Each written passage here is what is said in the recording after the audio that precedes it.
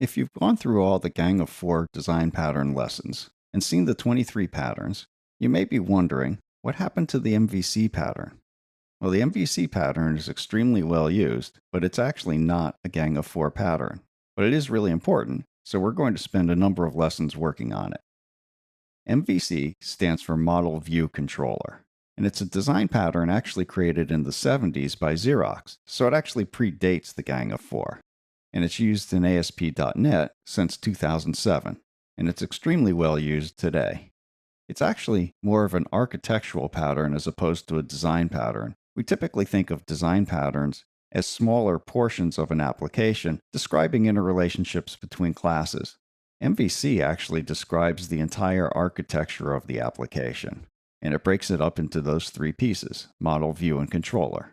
The model is essentially equal to the data, and that data can come from anywhere. It can come from a database, which is often the case, a business layer, which may also talk to a database, but the business layer itself would be the model in the MVC pattern, or just a simple view data.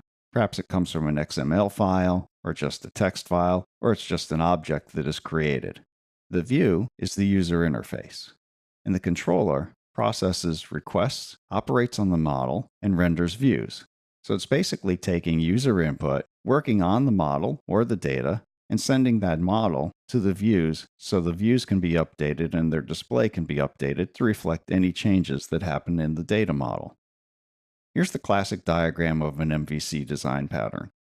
We have the user down bottom, and starting with a user action, the user is going to provide some sort of input that will go into the controller, and that's where that user uses the controller. In response, the controller will manipulate the model in some way. It may call for a new model worth of data, in other words, a query, or it may update the model. Either way, it's going to have to do something with the model in response to that user action. When the model is updated, it'll be sent to the view, and the view will update its user interface elements. And then the user, of course, will see that update. So you get that complete loop. It says, okay, the user is going to create an action. It'll go through the controller, which talks to the model, which talks to the view, and gives the user some visual feedback. That's the classic pattern. The MVC pattern is used well outside of ASP.NET, but we're going to be using it specifically in ASP.NET for a while. So the model works a little bit differently, and there's some details that ASP.NET adds to it. So in our ASP.NET pattern, we have our user out to the left creating a URL request. Anything the user does, whether it be click on a button, enter text into a text area, or click on a link, creates some sort of URL request, whether it be in background or for a page reload.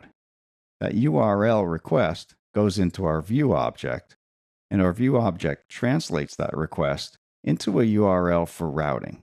ASP.NET has the idea of routing, so we don't specifically call out page URLs, we call out more often folders. The routing will route into our controller class, and our controller can have responses to a number of different actions that the routing provides. It can be the initial view of the page itself, but it can also be in response to different button actions within that page, and also AJAX requests. So the controller can have a number of routing interfaces. The controller will then talk to the model, which may indeed talk to a database. It doesn't have to be hooked to a database, but it commonly is. And it will do any queries, updates, inserts, deletes, whatever is the appropriate response to the user input. The model will then send any updates to the controller, and the controller will pass those model updates to the view, and the view will send out the response. In fact, often the controller is passing an instance of the model to the view, so it's a little bit of a pipe through on the output side. So why do we have a model view controller anyway? What good does it do? And it seems like maybe it's nice that things are separated, but does it add any complexity? Well, that's the really important part, is there's a separation of concerns. So the data is handled completely in the model classes, actions are handled completely in controllers, and user interface is completely handled in the views. So I have that separation, which means that I can have a data model and a controller, and they can handle different types of user interfaces, which is really important when we're talking about mobile versus desktop platforms in today's world. So that separation is really important. It adds discipline to our code and also adds maintainability. That separation also adds a bit of simplicity to the code. For the same kind of reasons that you've seen when we go through the Gang of Four pattern, we're often trying to create a separation between our application code and other features or functionality. And we create separate classes to do that. And it helps our code become more maintainable because we have smaller code modules and they're not coupled as tightly to each other. The MVC pattern does that as well. The model, controller, and view are not very tightly coupled at all, so changes within the data model typically won't hurt anything upstream in the controllers or the views. So that really helps the maintainability of our code. It also simplifies our code a little bit because, of course, we're not doing the three functions in one big lumpy application code that possibly turns into spaghetti. So let's talk about the pieces. We have the model, which is our data storage class. And the source of the data doesn't matter. It can come from a database, it can be a business layer, it can be responses from a web service. It can be file reads, or it can just be data that's created in memory on the fly. Doesn't matter what the source is. In terms of use in the model view controller, the model isn't particularly active. It doesn't do a lot, whereas the controller is the thing that actually does things. So in ASP.NET, the controller inherits from system.web.mvc.controller, and it will contain public action methods. And those methods may be for the initial page load, or they may be in response to any sort of user input on that page. There are associated configurable URLs associated with the controller, and the routing system will point and translate URL requests into those URLs, which will in turn call controller action methods. And we'll see how this works when we get to actual code examples. Those action methods will process and then return a view object, which typically is a data model.